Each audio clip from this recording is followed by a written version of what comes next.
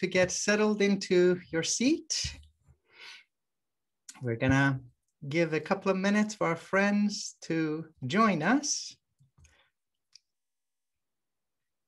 Many of you are no doubt aware that today is also the day of Nowruz, also pronounced as Nevruz, the day of the spring equinox, which marks the transition from the cold and darkness of winter into the freshness of life that is the spring season.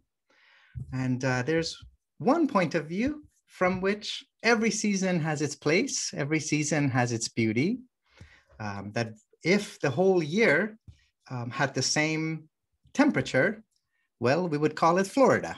And perhaps it would be missing something in terms of its charm and variety. And you might find yourself missing the crispness of an autumn morning or the fresh breeze of the spring, perhaps the warmth of the summer, and even the snowfall in the wintertime.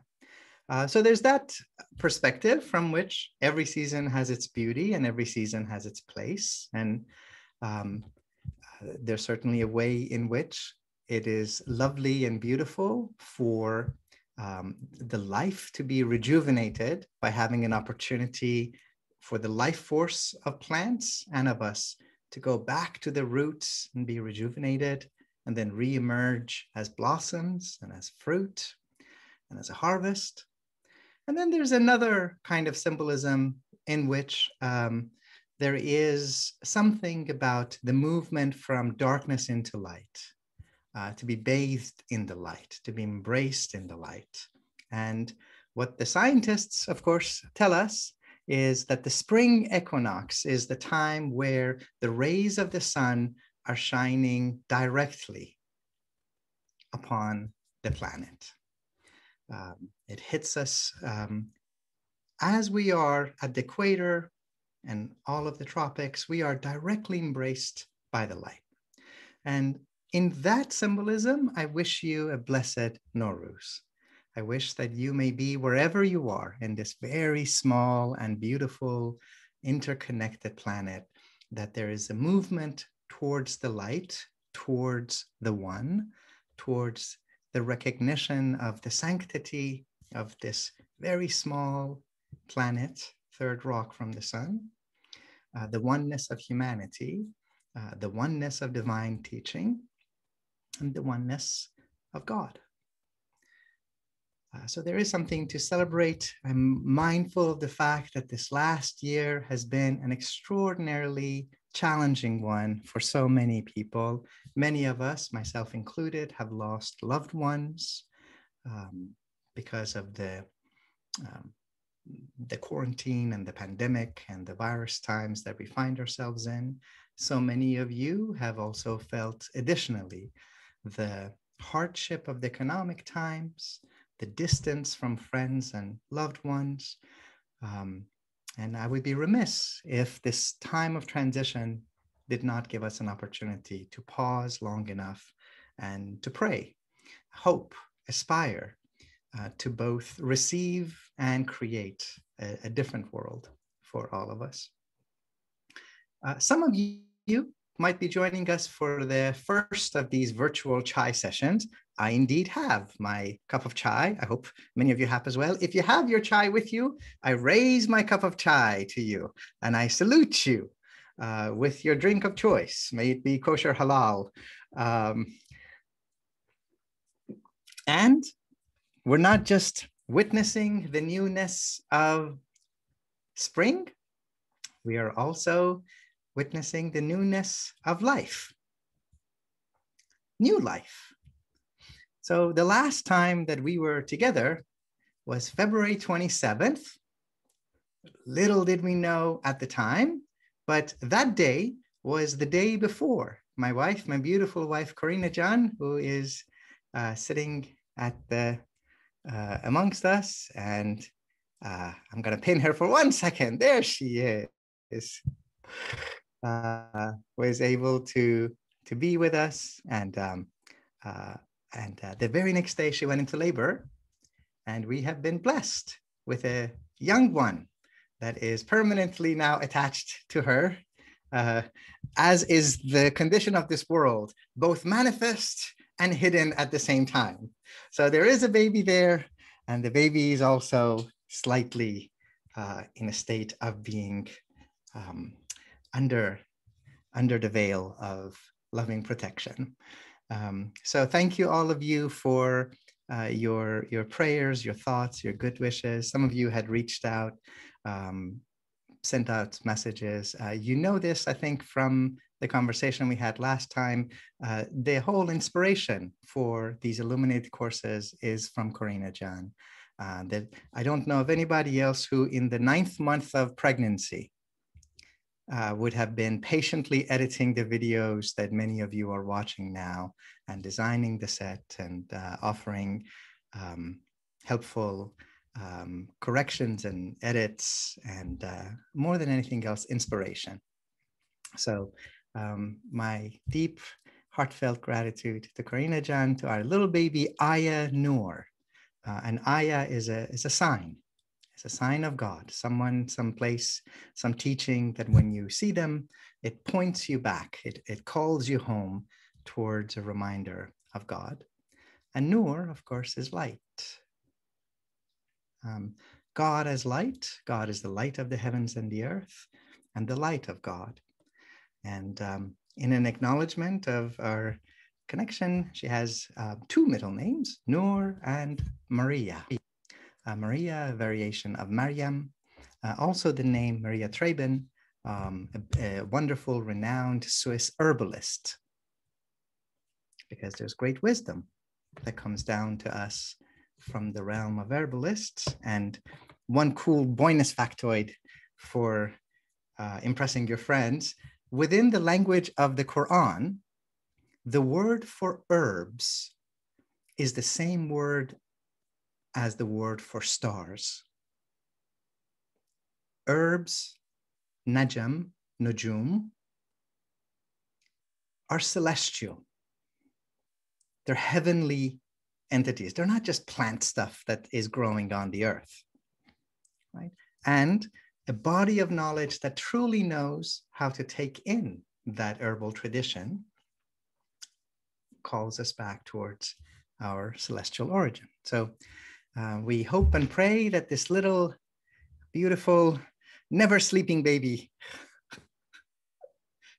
the baby who is the perfect Sufi, who wants to stay up all night doing zikr. There's a saying of the Prophet in which he says that even when his eyes are asleep, that his heart is awake. And the baby's like, yes, but my heart is awake and my eyes are awake. So that's why the babies make the best of Sufis.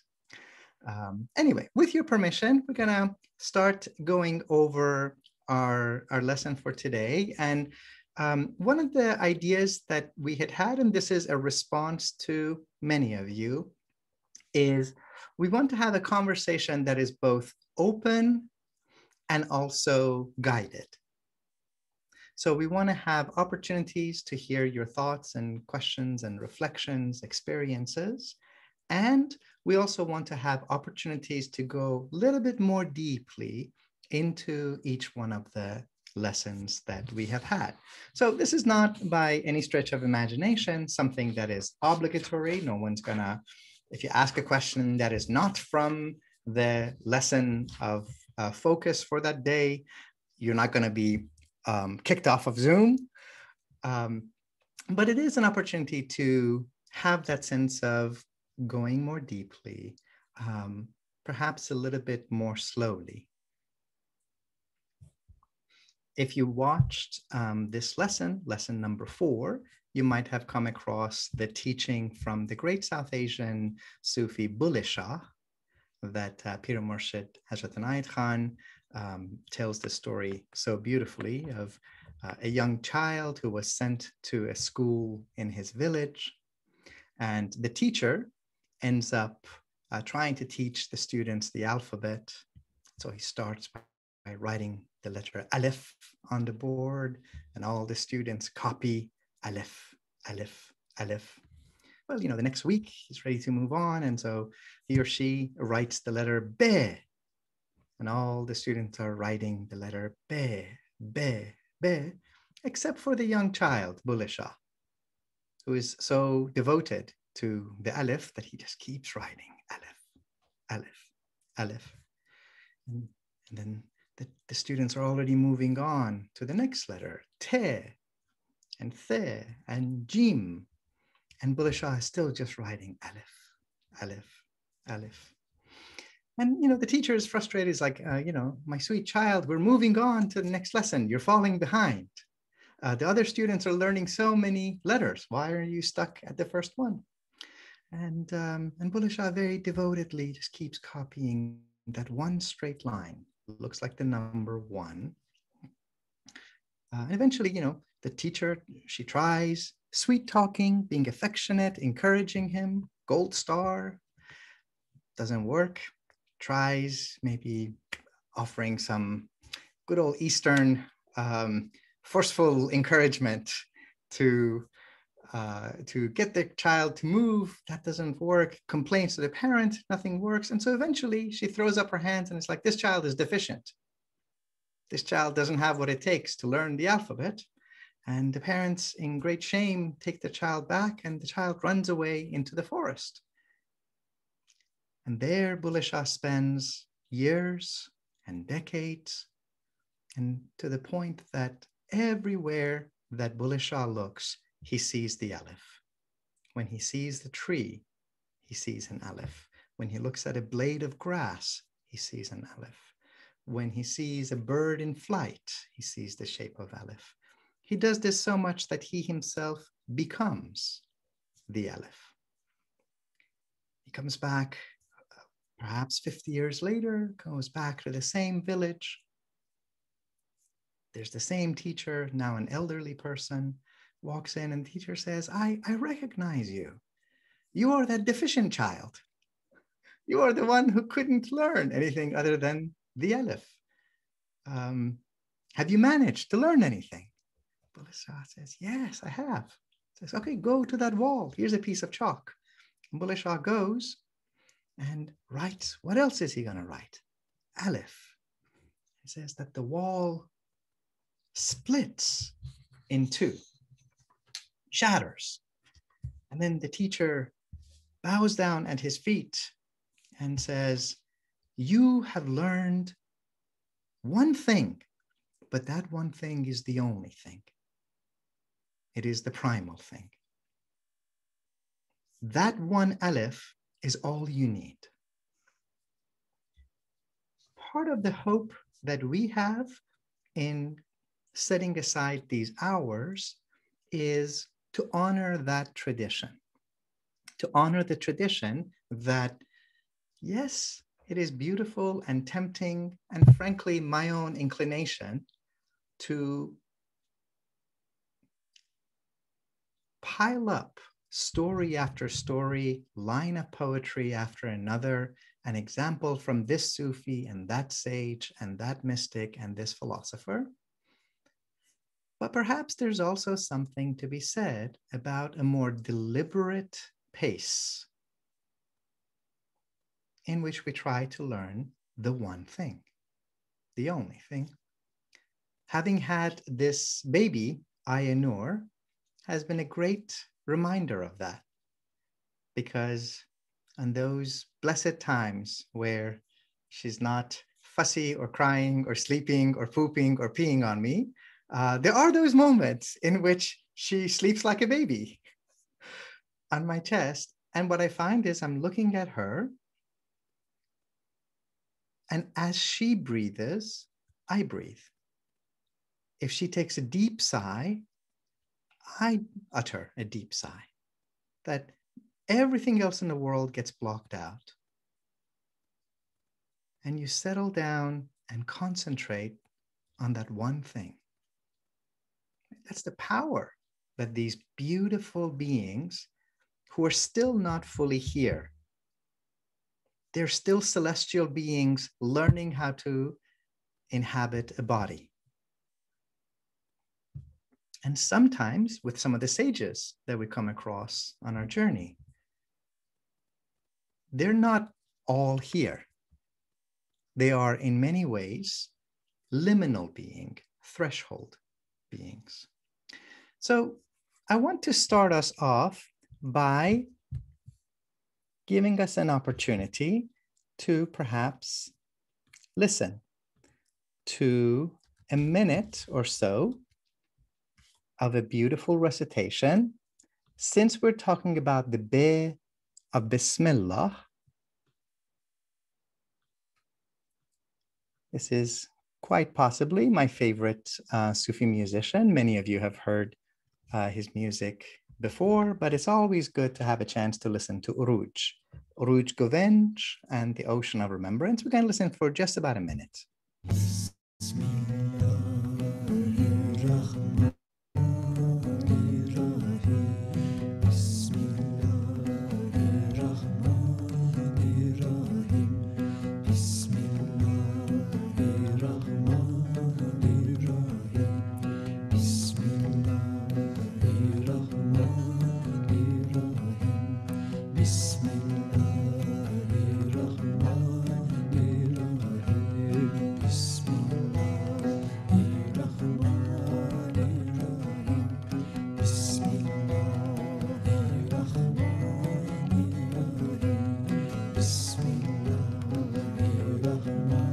Seni ben severim, candan içerim.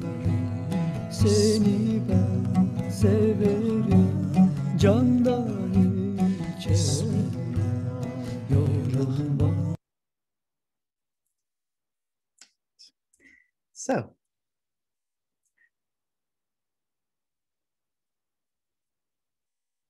let's talk a little bit about the significance, the sanctity of calligraphy within this beautiful tradition. You've heard us mention before that within the Islamic tradition, and in particular within that tradition which is devoted to, yes, love, but also beauty. Right? Beauty and love are related to one another, and harmony, of course, modulates them. The traditions that are devoted to beauty have a special interest in language. So calligraphy, recitation of poetry, the playing of music, all of these become sacred art within the Islamic tradition. Within them, calligraphy has a special place of honor. After all, in the context of the Qur'an, God herself takes an oath by Nun wal Qalam, by one of the letters Nun, the letter N, and the pen. And the pen. Everything that is associated with writing becomes a sacred art. The pen of the calligrapher, the ink of the calligrapher. There's a famous tradition of the Prophet Muhammad that the ink of the scholar is more holy than the blood of a martyr. The paper itself,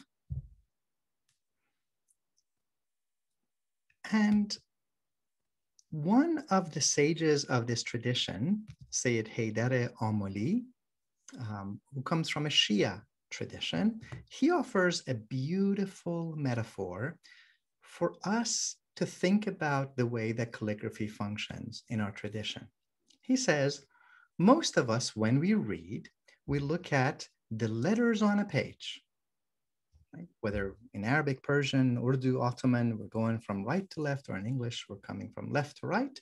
And we notice there's an A, there's a K, there's an L, there's an Aleph, there's a Be, there's a Jim.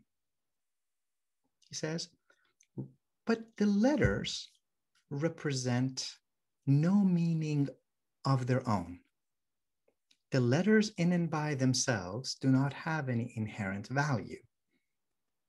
We, through convention and norm and language, come to assign the values to them. We make a little circle with a line sticking out, and we call that an A. We draw a line, and we call that the alif. We draw a little boat with a dot under it, and we call that the letter B. And Amelie says, what if we would learn, yes, to read the letters, yes, to know the conventions from which we speak, but recognize that all of them are written with ink. That the ink of the alif is the same ink as the B, the same ink as the jim. The ink of the A is the same ink as the K, the same ink as the Z. In other words, what would it be like for us to learn to see with two eyes, but one heart? So think about the way that the human body is structured. We've been blessed with two eyes, two ears, but one heart. This operates at many different levels, right? Many of the stories today are going to come back to children. Y'all are just going to have to deal. That's just where I am, right? The Sufis say, have your heart be where your feet are. Where my feet are, there's a baby. And the baby's pretty darn cute, mashallah. What would it be like with one eye to see the baby as she is today, and with the other eye to perhaps see who she was when she was born, or as my 20-year-old daughter was visiting us this morning, to see her both as the beautiful, radiant 20-year-old that she is, and that cuddly, affectionate newborn that she was, and to synthesize them in the heart. And what would it be like with language? To both see the movement of the pen, the flowing out of the ink. Here's an A, here's a K, here's a Z. Here's an A, here's an L, here's an L, here's an A, here's an H, and they spell out Allah. And at the same time, notice that there is one ink that is moving. Part of our challenge, our opportunity, is to simultaneously, with one heart, see the oneness underwriting it all and the manyness of forms. Can we learn to see simultaneously the one in the many and the many in the one?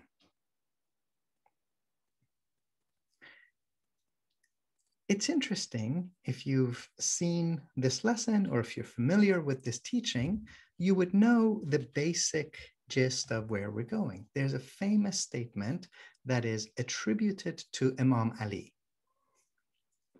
in which he says that the entire wisdom of the heavenly scriptures is contained in the Surah Fatiha, the opening chapter of the Qur'an, which I prefer to translate as the opener.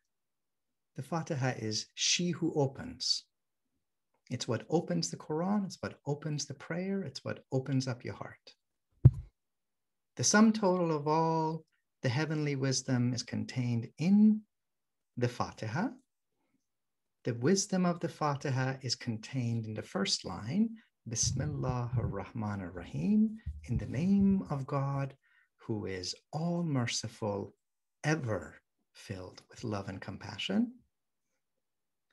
The wisdom of the Bismillah ar-Rahman ar-Rahim is in that first word, Bismillah, with the name of God, in the name of God, through the name of God. And the wisdom of all of that is contained in the letter B, the first letter. And the wisdom of all of that is contained in the noqta, in the dot under the letter B. So for those of you who are more visually inclined,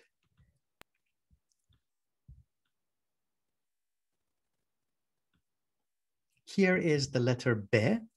Told you it looks a little bit like a boat. And here's the dot under the letter B. So this is the measuring dot. So the Arabic language, the very similar rules were applied in other Islamic languages like Persian and Urdu and Ottoman.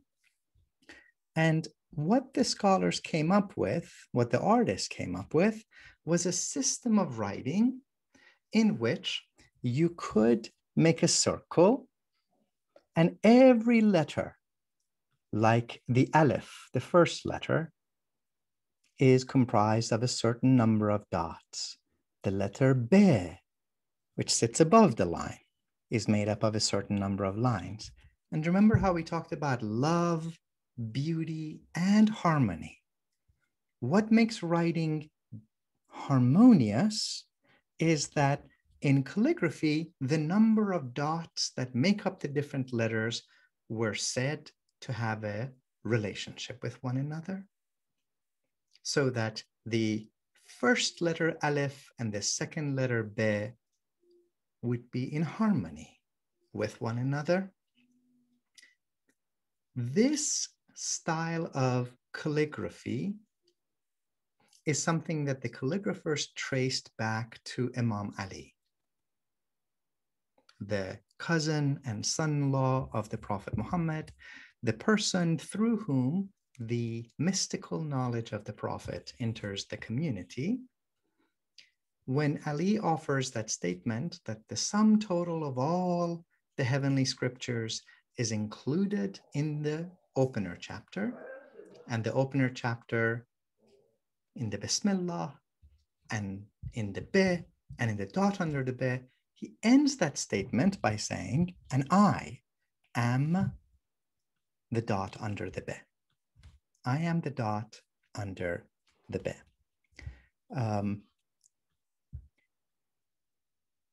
If this kind of a symbolism is something that works for you, here you see a circle with the Aleph, that Aleph that Bulleh Shah is writing on the board, dividing up the circle, and you see the letters going around. So those letters like the Be and the Te, which have a certain number of dots, the Jim, the Dal, the Re, the Mim, the Ke, the Qaf, the Wav, the Lam, all of them going around the circle. And every one of them is defined by the number of dots that it takes to write it, as we would say down south, purdy. This is the effect of harmony and beauty in calligraphy. So we're told that the Prophet not only hands Imam Ali this mystical knowledge of the scripture, spiritual wisdom about the Quran, the calligraphers also claim Imam Ali as the originator of the art of calligraphy, right?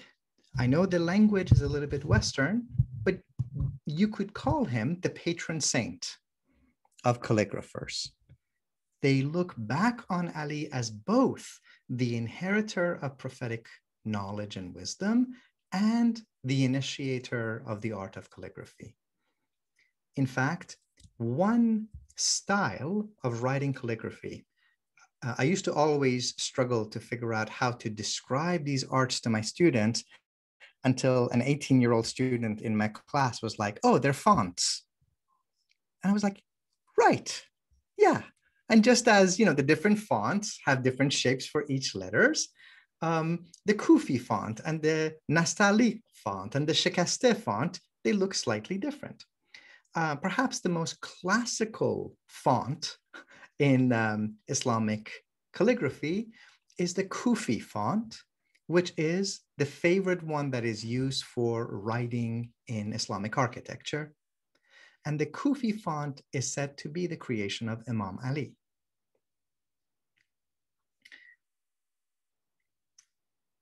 Now, you're still good? I want to give you some material that is not so much spelled out in the video that you can go back and watch at your leisure. but I want us to have a chance to explore a couple of the themes before. So let's come back to this particular image that we saw, right? The circle that is divided up with the aleph in the middle. And here's the aleph, the number 1, the letter, the first letter of the Arabic alphabet.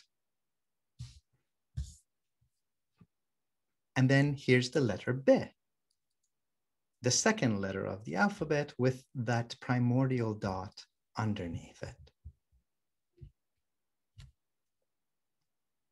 So this aleph and the B, the A and the B, have a relationship with one another.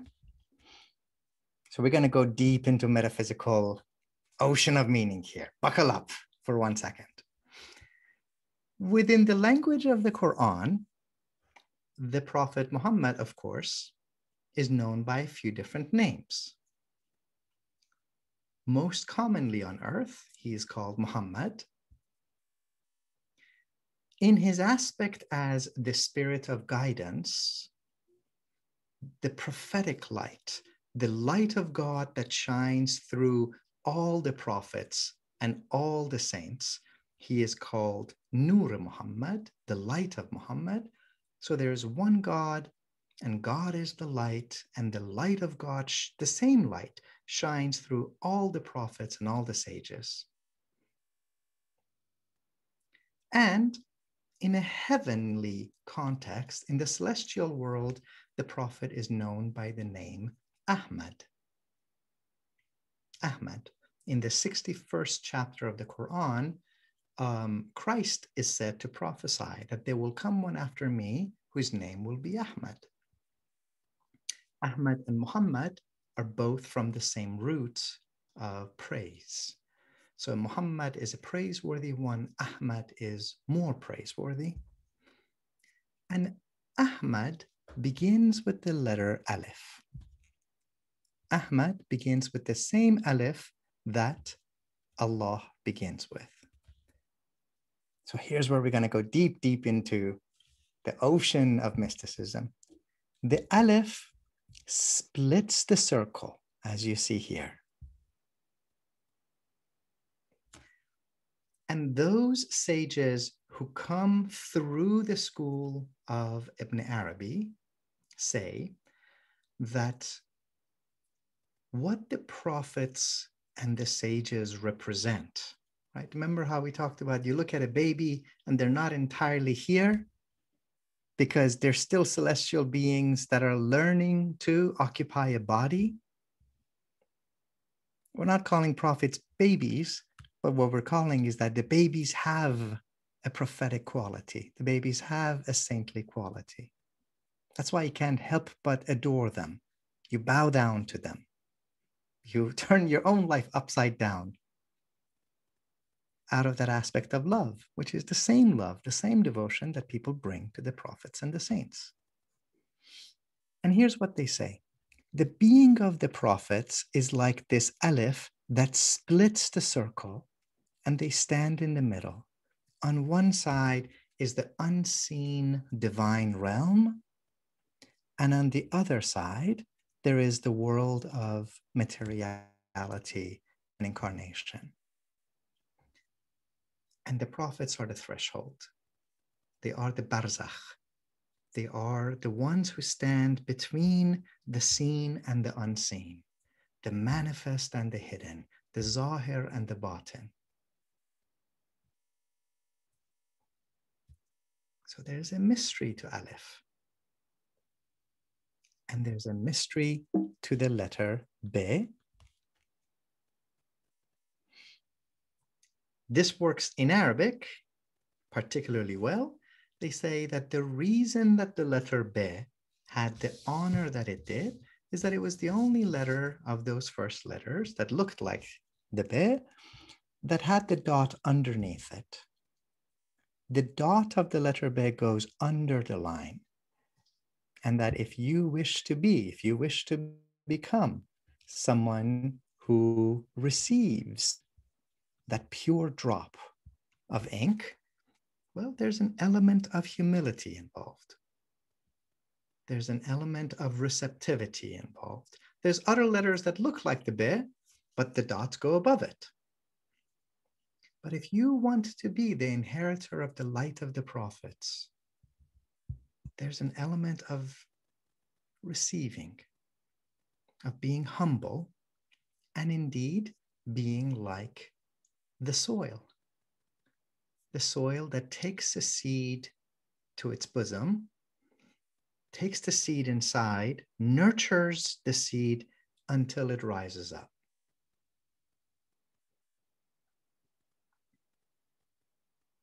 That's what we've been talking about, that every one of the letters is measured based on how many nuqtas it has, how many dots it has. Ironically, you have to become humble and receptive in order to become capable of every form.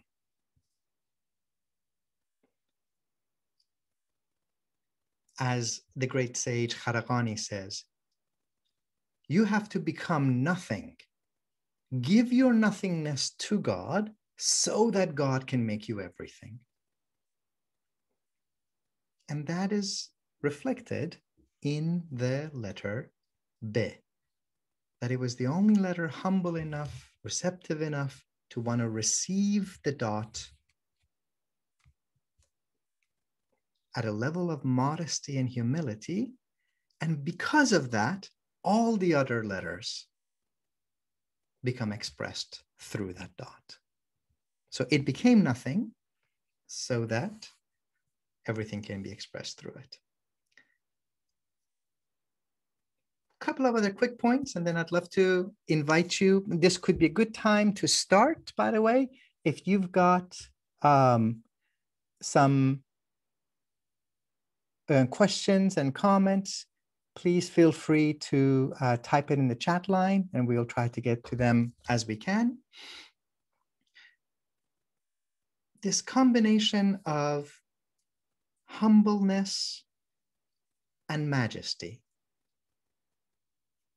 receptivity and action.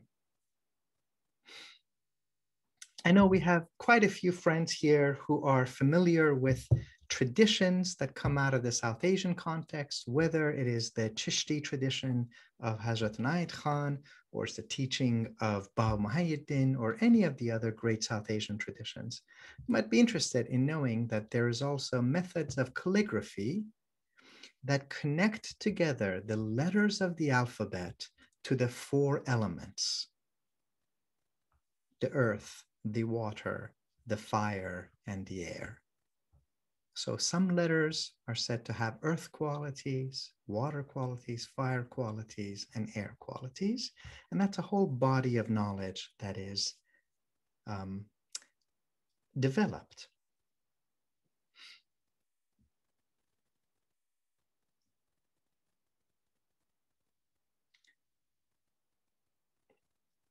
I ended the video by talking about, most famously, this statement is traced back to Imam Ali. And not only within the Shia tradition, but through the majority of the Sufi tradition. In fact, you find sages like Sohrawardi, who in Haykal an-Nur, the bodies of light, traces the that saying to Imam Ali and others. But other sages, like Imam Ghazali, Ain al-Quzat Hamedani, and Imam Qushayri, trace it not to Imam Ali, but to a different sage, Shibli. And in the video, I talked about how fond of this I am, that when Imam Ghazali tells that story, there's a person who comes, he meets Shibli, and the question that he asks them is, Ma anta? What are you? Ma anta? Right? It's not man anta. It's not who are you? It's not where are you from? It's not what do you do for a living? It It is, what are you? What kind of a being are you? And indeed, in life, sometimes we meet people. Sometimes people say this is one of the signs that you have met a person who perhaps for your whole lifetime, or perhaps for just a few breaths, is intended to accompany you as a teacher. For some of us, it might be a living person. For others, it might be a teacher who no longer is walking on the earth, but that their light is as eternal as the Nur Muhammad, the light of the Prophet. And when you see them, you want to just say, like, what are you? I didn't know humans came like you. I didn't realize this was an option. I thought we were just lumpy dumpy flesh creatures.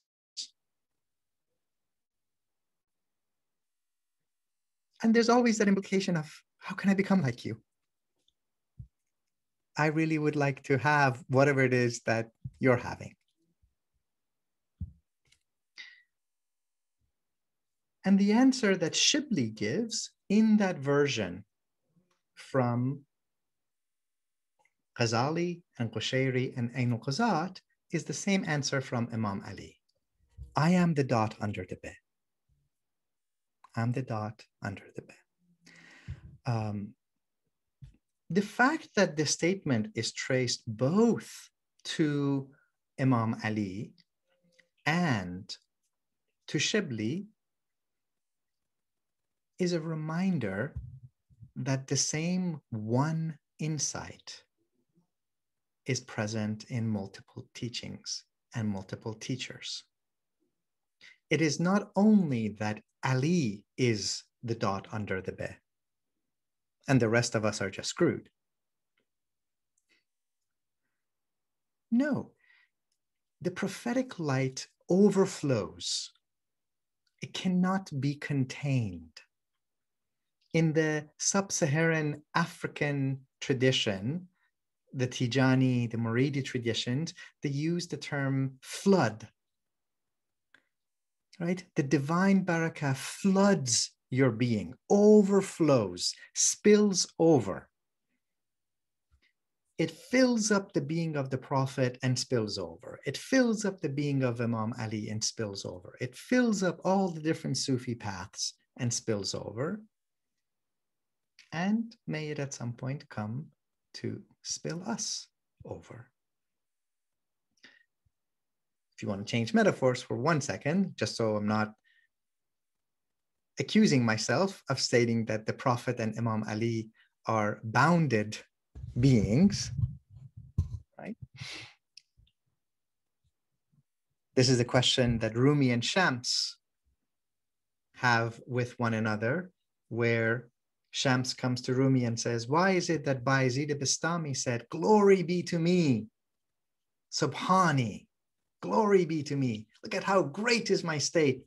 Whereas the Prophet, peace be upon him, prayed, my God, we have not known you as you deserve to be known. Ma arafnaka haqqa ma'rifatika. We haven't gotten to know you intimately as you deserve to be known. And Shams's response was, because the Prophet was a boundless being. He was an ocean that the more you poured into him, the more capacity he had. So when we use the language of spilling over, we don't want to imply that they're somehow finite, but there's that sense of generosity.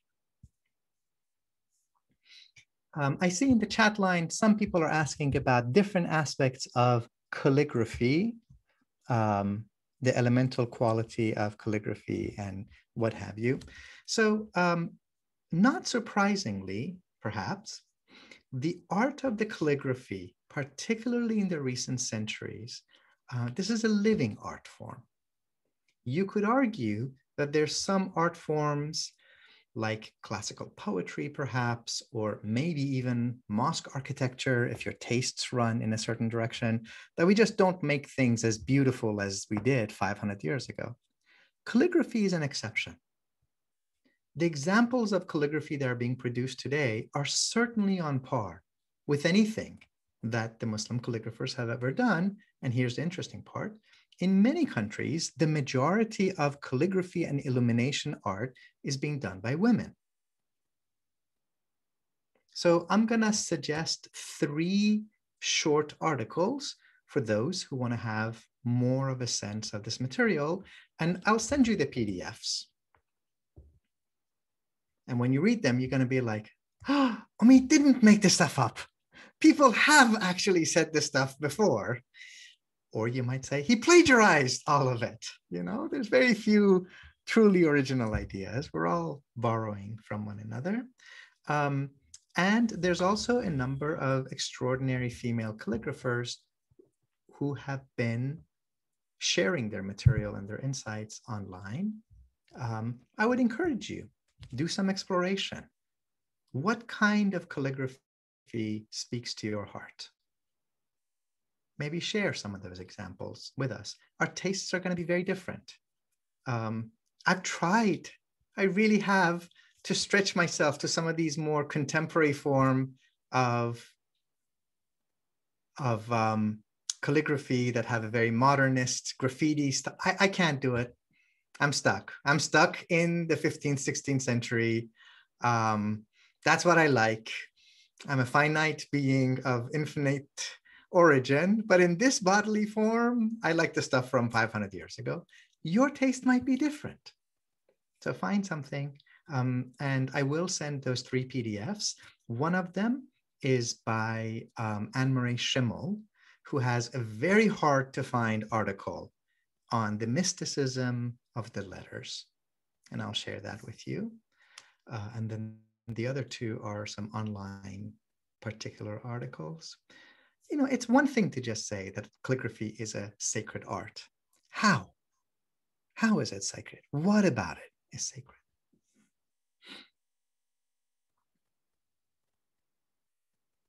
And I'll end, and then we'll open up to the chat questions. I see that our friend Nizam Nissa has typed in a very beautiful question. I would love for her to speak about that in just a second. And Camille also has a beautiful image about the boat imagery. So I'd love to come back to those 2 friends if I could. But let me end with a reminder of one particular tradition of interpretation. We do live in a fascinating age. In some ways, we also live in a strange age. And it seems like we're having a lot of boring conversations. And today being the first day of spring, one of my intentions is I don't wish to have conversations that are really beneath us. My life is too short. Your life is too short. The breath is so sacred. I don't really want to spend my life talking about, are these sages universally relevant, or are they Quranically and prophetically rooted? Like, as the great meme says, why not both?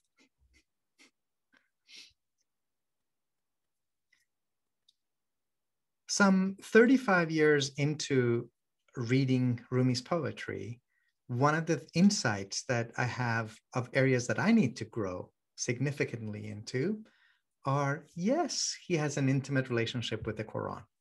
Yes, of course, he has a profound connection to the being of the Prophet. But if you also want to understand Rumi's poetry, I'm realizing these are 2 areas that I myself need to grow in. One of them, astrological symbols. They're everywhere in his poetry. And many of them are puns. And if you don't get it, like I oftentimes don't get it, you miss the point that he's making.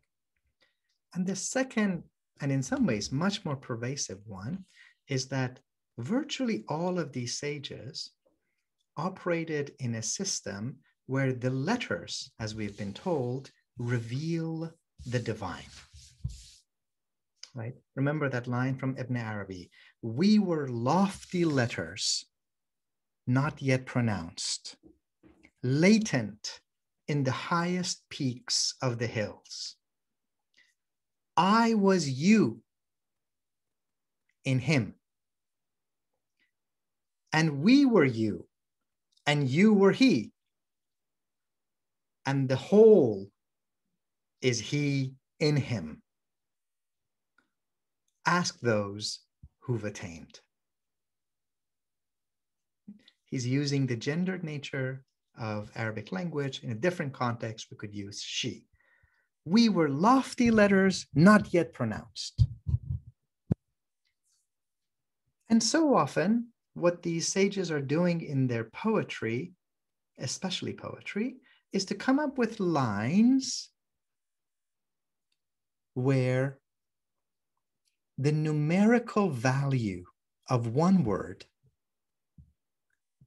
is equal to the numerical value of another. So for example, the calligraphers, the word for calligrapher is khatat, someone who does khat, calligraphy. The calligraphers love the fact. So here's the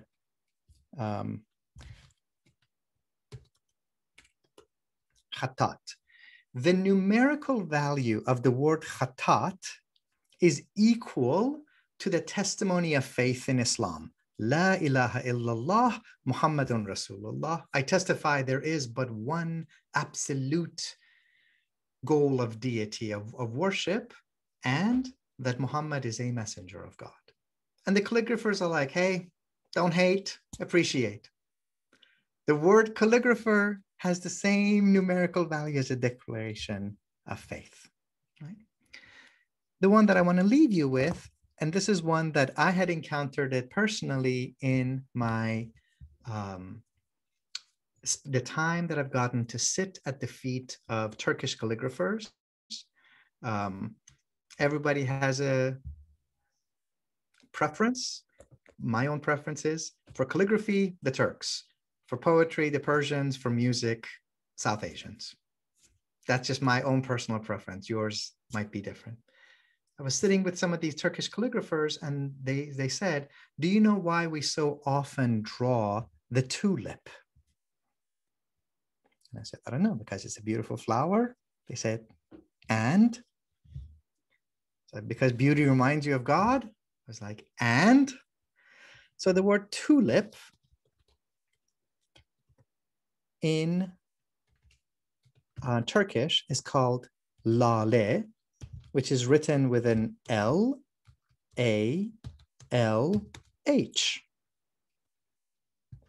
And if you rearrange those letters, you get the word Allah. And if you rearrange them again, you get the word hilal, which is the crescent of the moon. So what these calligraphers said is, we're playing here. I say crescent, you say Allah. I say tulip, you say Allah. I say anything, you say Allah. I say nothing, you say Allah.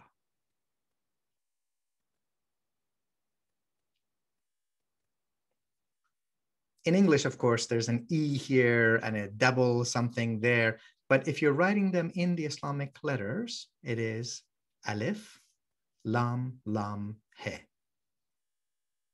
It can be he, lam, lam, hem, he, lam, alif, lam, hilal, or it can be lam, alif, lam, he, lale, tulip. So when you see all of those tulips being drawn, each one is a reminder of God. Nizam and Nisa, could I come back to you to talk about the mystery of the noon for a second?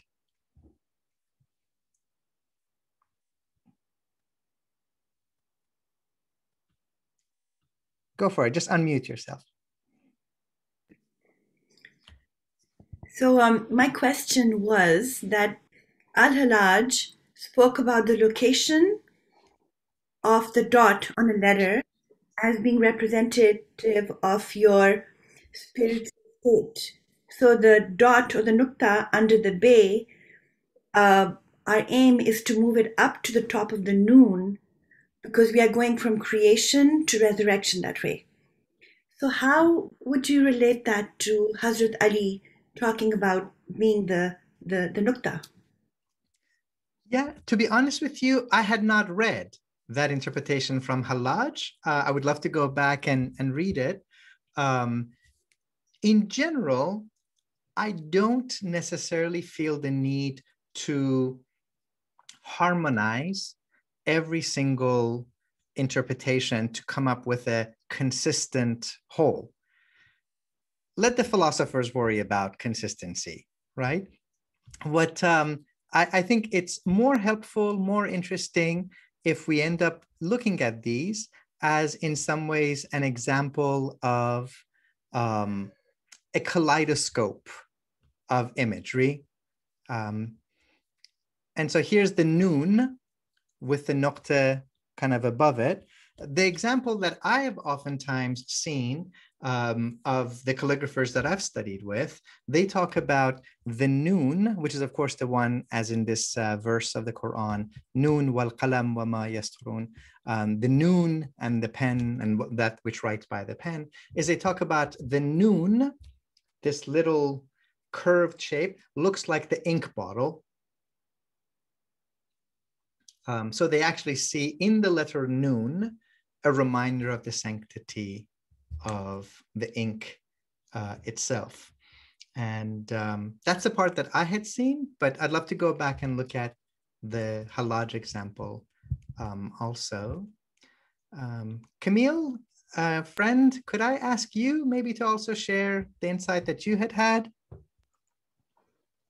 Umid-chan. Ooh, Jana.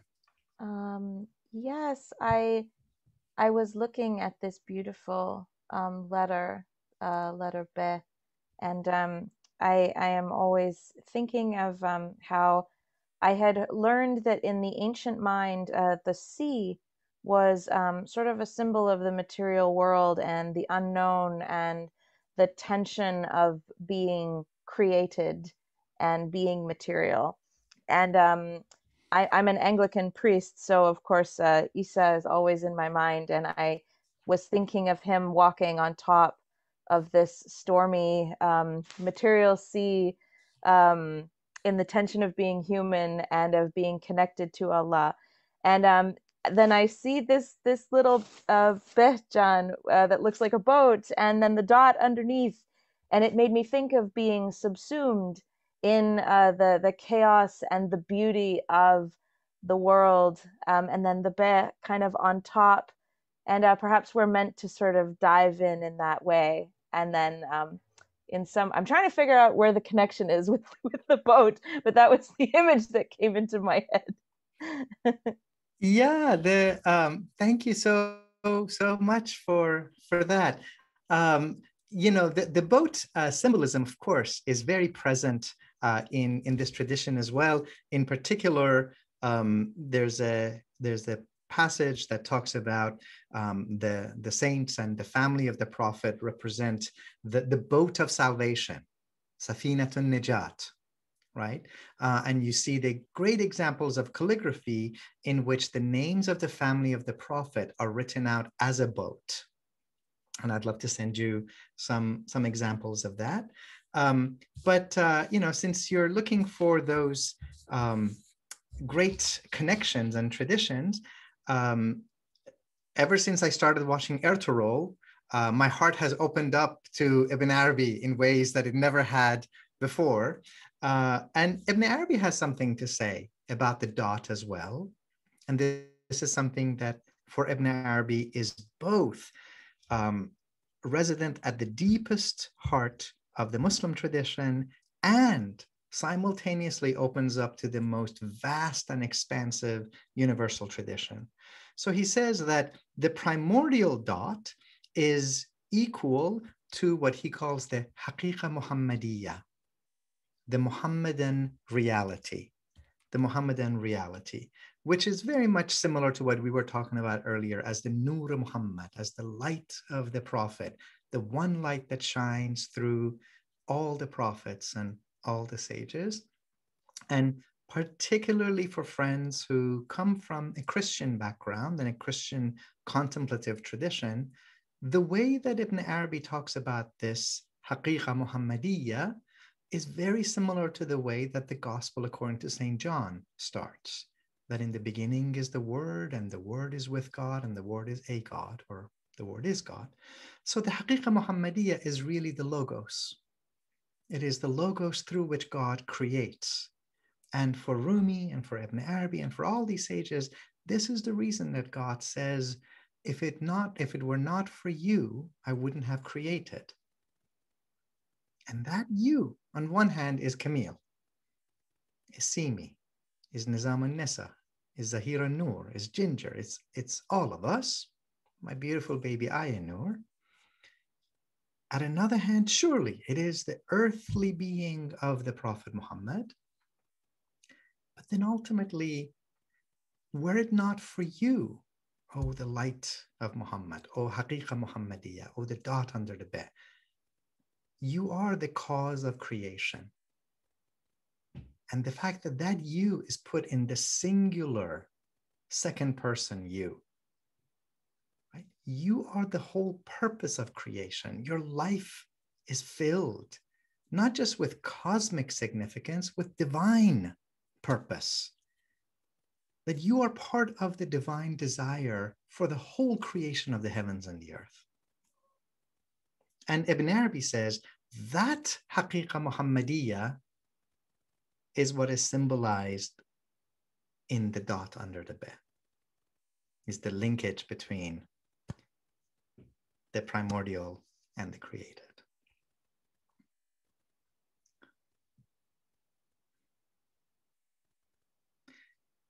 MashaAllah.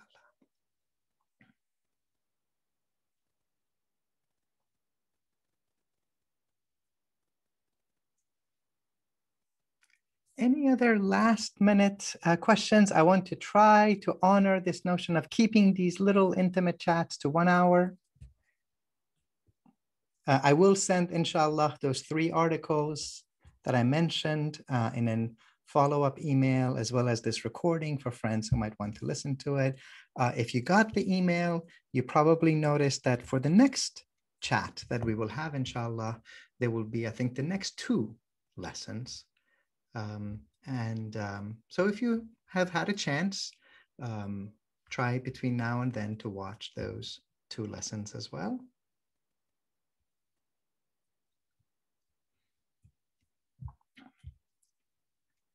Let me leave you, since I don't seem to get another question, let me leave you with one last thought.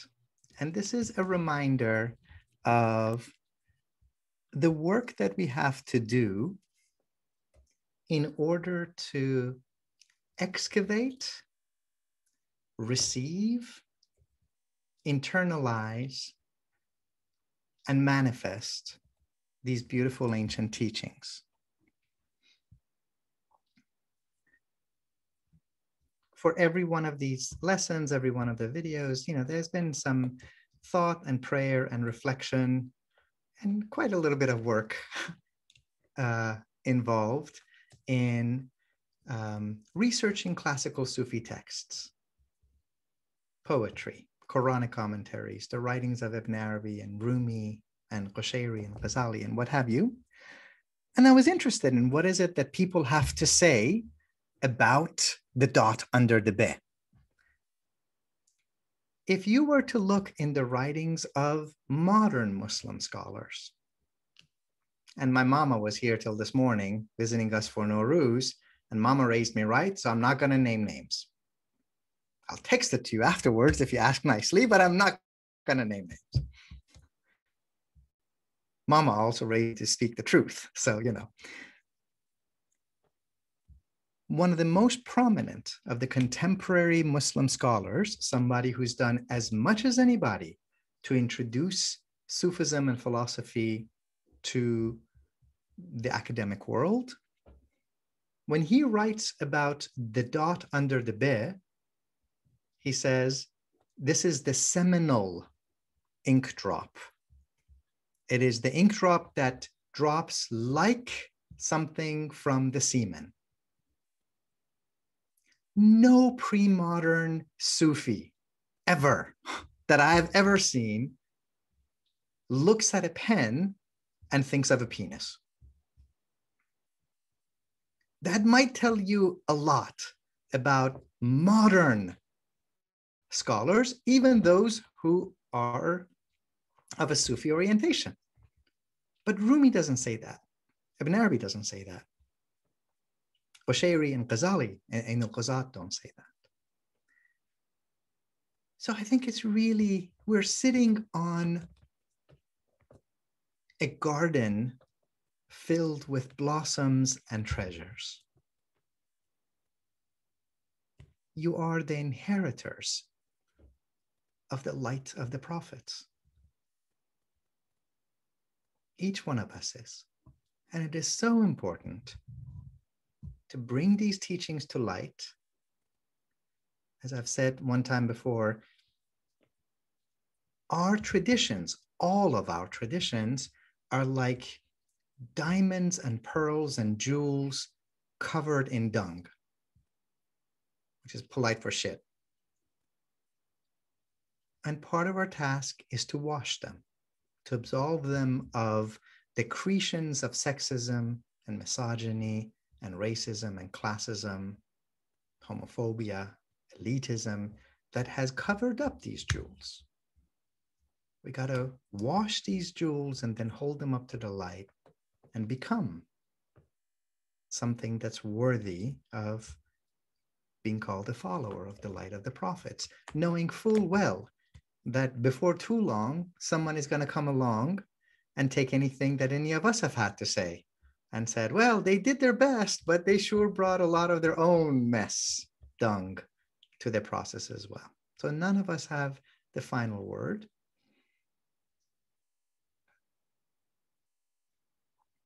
I look forward to keeping in touch with you, friends. I look forward to seeing you in another few weeks, inshallah, for lessons 5 and 6. If you're still are at the beginning, or if you've just joined us, no worries. Go back and start following as well. And I look forward to having you join us and be with us. And may God bless you. May God fill you with light. May the season of springtime bring you joy and relief and light and life and a chance for repose and barakah. May it be that you receive this light of the ancients in the deepest part of your heart as a nuqta, and you cherish it, you nurture it, and you have a chance for it to rise up as springtime flowers. Amen. May God bless you, friend. Take care. Bye-bye.